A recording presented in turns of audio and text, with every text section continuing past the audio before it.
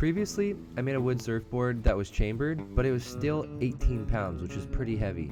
And even though it surfed okay, it was too heavy to paddle. And I had seen this other design with a rib and spine, and I wanted to see how much lighter I could make a wooden surfboard. But whenever I try something new, things rarely go to plan.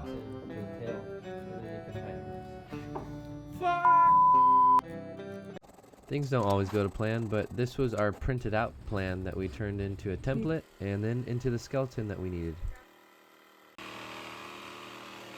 It was pretty tedious to cut out like this. I probably wouldn't do it again. Actually, I for sure would not do it again. I'd get someone to like CNC the parts for me, but this was the cheapest way to test out a new design.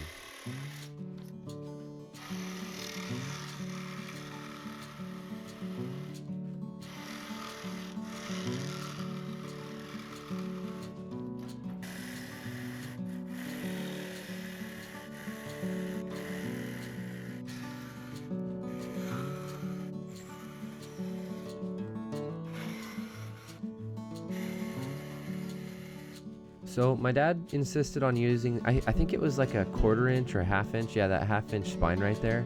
And honestly, like the whole board is made out of wood, like you don't need the extra support, and it just adds weight, so I don't think I would do that again.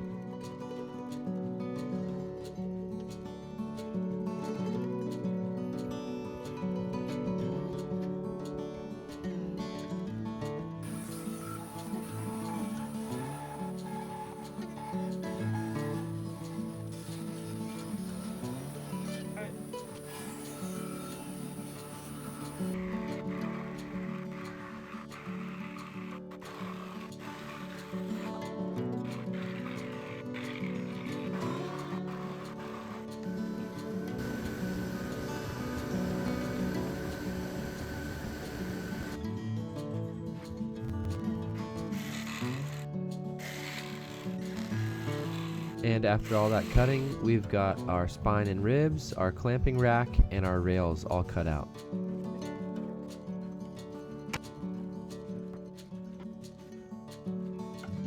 And then, you know, my dad, he's really good at following a plan, but he's not always great intuitively, and that's where this became a problem. He cut out a notch in the tail and nose block, thinking that that's how the rail would fit in. But then the rail curve is wrong, so we had to put wood back in to correct the mistake. And honestly, it turned out fine, but I think those blocks were just too thick and heavy. I would have done something with a lot less weight to it. And then you can see as we put this rail on that the wood we used was actually too flexible, and it made the rail look a little bit lumpy.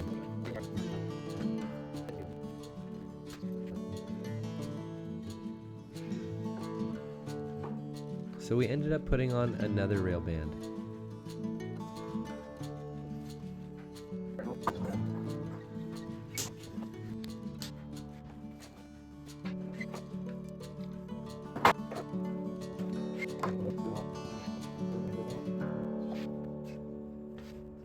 So that made things look pretty clean, but also added more weight. And then it was time to cut out the wood for the bottom and the deck.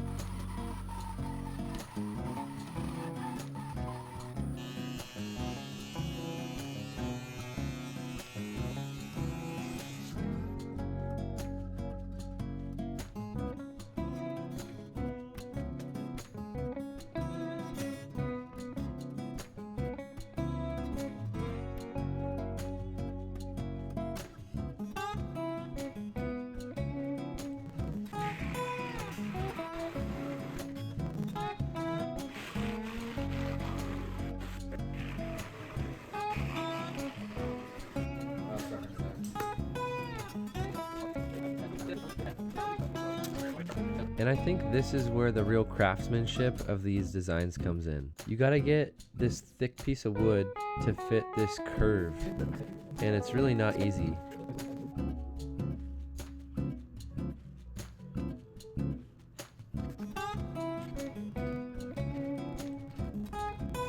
You really need a lot of big clamps to get this done. And we needed even more than I thought. Not only did we need a ridiculous amount of clamps, we used my dad's tool chest, glue jugs, and bricks.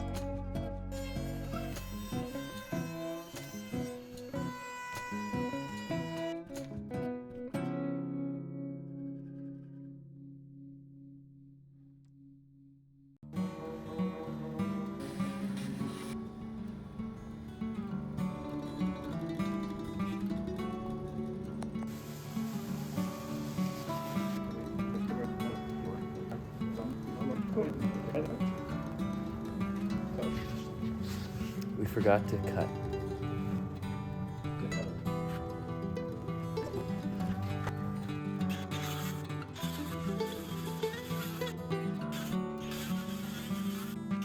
So we were thinking these foam pads were going to help protect the deck of the board, but that created actually another problem. Once we tightened these clamps down, we started noticing there was not that much pressure in the middle, and this deck skin wasn't actually being glued down in the middle. So we ended up peeling some of them off and putting extra weight down, and that seemed to do the job.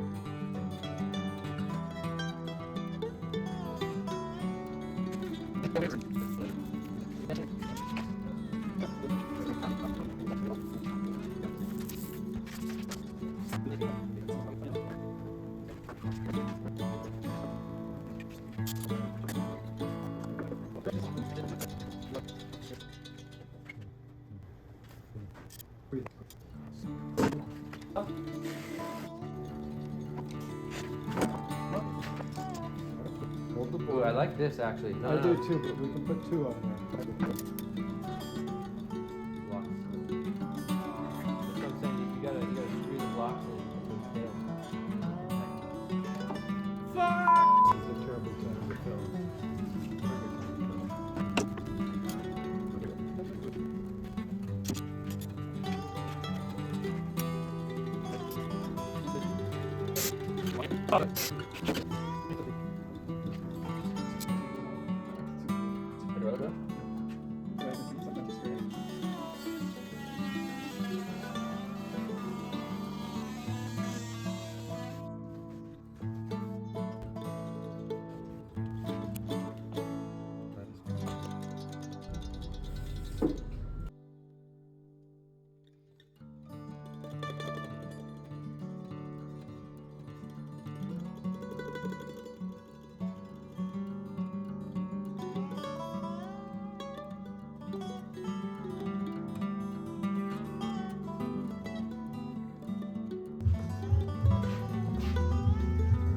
Took a lot of work to get this board this far, and it took a lot of work, so I hope I don't mess it up, you know, like take some big chip out of a piece of wood or something, but should be pretty straightforward as long as nothing big chips and messes everything up.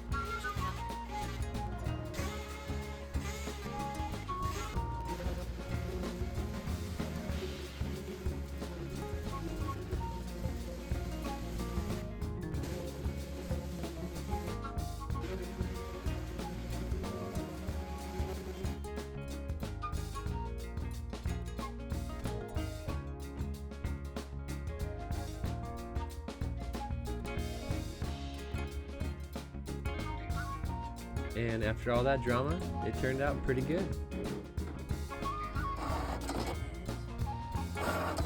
And then the customer wanted his logo burned onto the board. And so I found a cool way to not only build a really clean, accurate stencil for the logo, but also to burn the logo onto the board.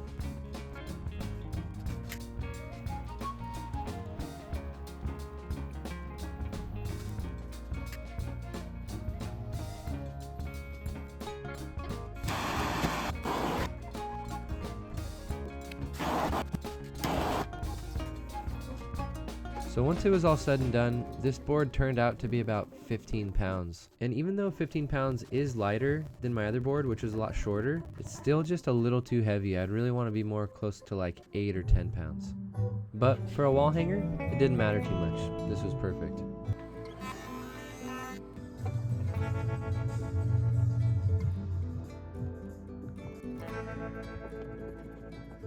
And I was really happy with how the dark and light grains came together. It looked really good.